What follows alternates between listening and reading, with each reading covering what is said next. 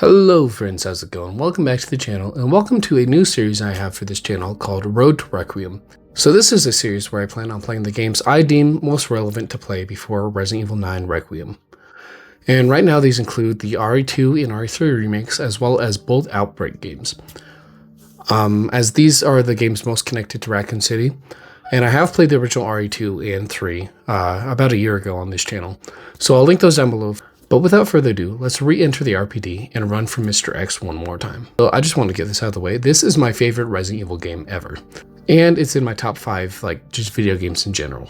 This game is very special to me.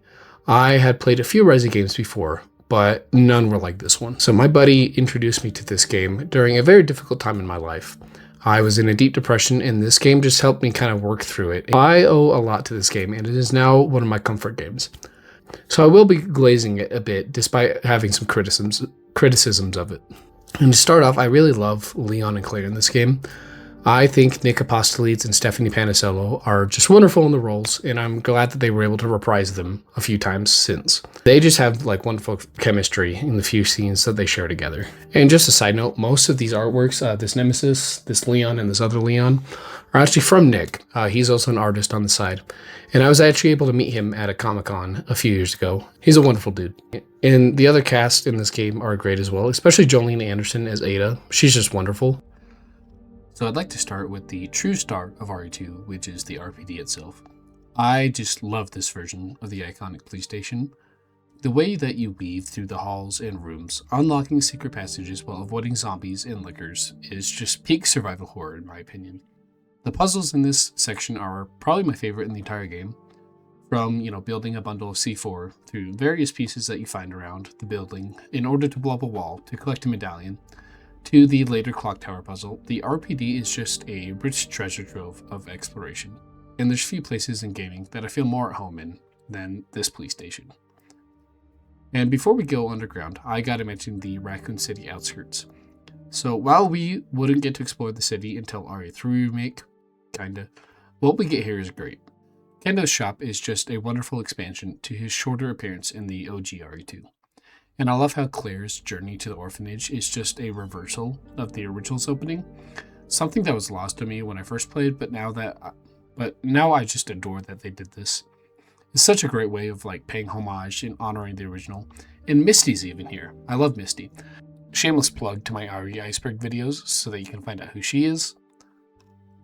But heading underground, the sewers are probably my least favorite section of the game. But I think that's intentional.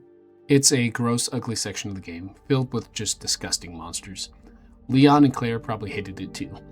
Although the chess puzzle is quite a fun one to solve, and I really dread this section in particular. The G creatures are just so unsettling, I hate them. And lastly, we have the Umbrella Lab. This section just rocks. From the cramped kitchen filled with zombies that you have to avoid to the Plant 43 infested east area. The lab is just full of callbacks to earlier in the game and just puzzles galore. And of course, a few boss fights. I love the resource management in this game. When I first started off, I would waste so much ammo and herbs on just dumb stuff. And I'd abuse the typewriter an insane amount. But as I got more comfortable, I managed my resources more and soon became way more conscious of how I used my precious ammo. And it's just something that I love about these types of games, where it lets you suffer for your mistakes and learn from them. And alright, let's get into the story of RE2.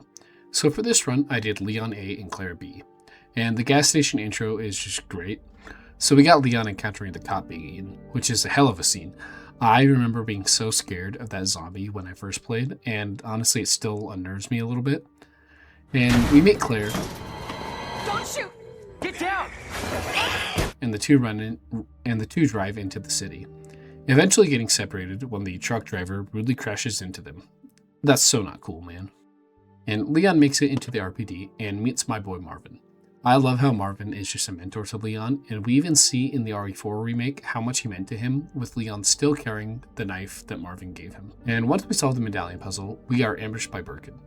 I love this boss fight. It's such a tense game of tag where you gotta just, run through the pipes and try to put some distance between you and the monster before taking him out. But after surviving the attack, we are introduced to the sultry spy herself, Ada Wong. Potential hot take, but she is leagues better in this version than the OERE2 in my opinion. She's just a perfect mix of mysterious and sexy. but she passes herself off as FBI. But Leon quickly grows suspicious, and after some exploring, Leon tries to free Ben Bertolucci, a very eccentric journalist, but his head goes pop due to the man himself, Mr. X. And God, I love this intro so much. It's probably in my top 5 like RE iconic moments at this point. And after screaming and crying and throwing up while running from the X, Leon manages to collect all the pieces and gets a juicy little interview Ben did with Annette where he makes her spill Umbrella's secrets. And right as we leave, we get an excellent scene with Kendo that does so much for the character that only appears in this scene. It's just an excellent little side story. And Ada and Leon make their way into the sewers where Leon takes a bullet for Ada. Chill, bro. I get it though, not gonna lie. I always dread these sections where you play as Ada and Sherry. The entire game, you like upgrade your weapons and become stronger, only to have that stripped away. Yes, this results in a very tense and stressful scenario, but it's just my minor nitpick. But anyways, Ada gets injured at the end of her section, so it's up to our boy in blue to save her. After navigating the nasty sewers, Leon faces G yet again, using a crane to beat him back into the abyss. He rescues Ada and they share a little kissy on the way to the lab. And once in the lab, Leon manages to defeat G and obtain the G virus sample. Unfortunately, Annette spills the beans, so Leon confronts his girl and realizes that she's led him on. But, you know each other 8 hours? Of course you did, bro, come on. Jokes aside, I do love this cutscene. It's the perfect mix of epic and emotional, which does tug on the heartstrings a bit. But Forget it. Shut up, I've got you. It's not worth it. Don't do this.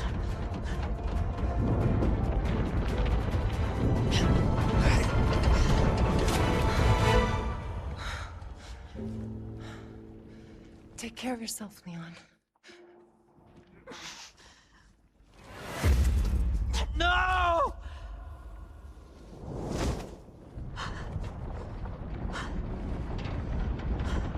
after losing Ada, Leon makes a mad dash to the exit, but not before Mr. X tries to get one last bite of that cookie. The music here just kicks ass, just listen to it for a little bit.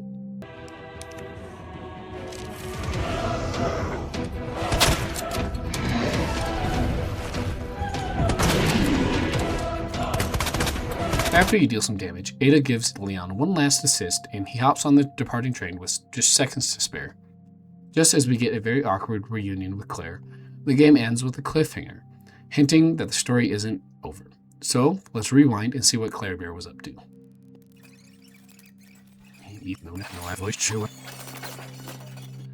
So Claire's story has her entering the RPD slightly differently, but unfortunately they didn't really put much effort into the B scenarios, and this is by far my biggest problem with the game. Aside from the beginning, ending, and a few minor differences along the way, the scenarios are identical. So I'll just breeze through Claire's side. So we meet Sherry in a classic creepy kid scene, and Claire takes her with her until Chief Irons, the creep himself, comes and takes her.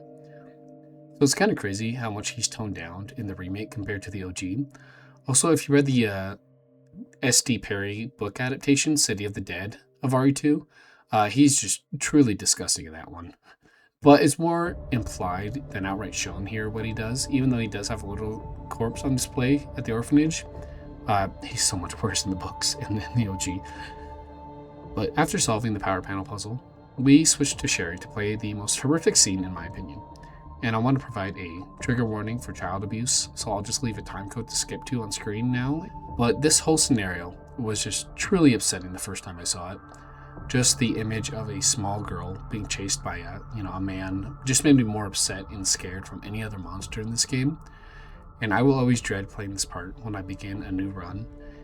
And it just gets worse when G attacks and Sherry can only watch. I feel so bad for her. She just needs a better life. But now back to Claire. We make our way to the orphanage, find Sherry, and watch as Mr. X is brutally ended by G before crashing into the sewers. We repeat the puzzle with a slightly changed solution and rescue Sherry. And everything progresses in the lab the same, only this time we're looking for the G antidote for Sherry rather than the sample. Annette finally realizes that, hey, maybe I shouldn't let my kid die, and helps cure her. Birkin Parents of the Year right here. And we fight G as the train lowers and eventually beating him and speed out of Raccoon and reuniting with Leon again. But wait, Birkin just keeps coming back. So Claire beats his ass one final time and we escape the city. Finally walking off into the sunset And surely the nightmare's over, right? Nope.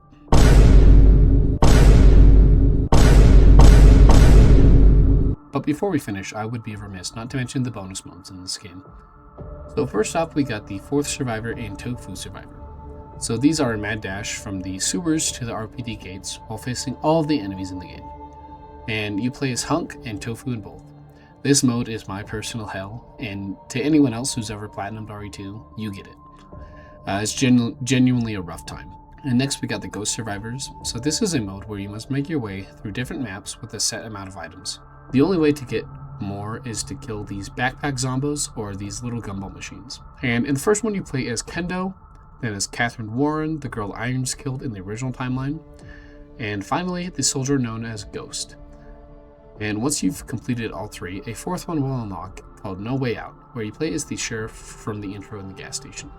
And this mode is just super hard. I've only ever managed to get halfway through it once, but one day I'll get to it. And to conclude, I think it's obvious from this video that I just adore the RE2 remake. Despite its flaws and its lazy B scenarios, I still just love the game. The atmosphere, the gameplay, and the characters all just coalesce into something that I can call home. And it started my love for one of my favorite franchises of all time. So no matter how much I play, I will always love the RE2 remake. And while that's the end of this video, it's the start of this series. I plan on covering the RE3 remake next, and that should be up shortly, as well as continuing the Resident Evil Iceberg and a few other videos I have planned. But without further ado, I want to thank you guys for watching, and I'd encourage you to like, comment, subscribe, all that YouTube stuff, because it really does help small channels like me just continue to grow. But without further ado, I want to thank you guys for watching, and I hope you have a wonderful day. Bye bye.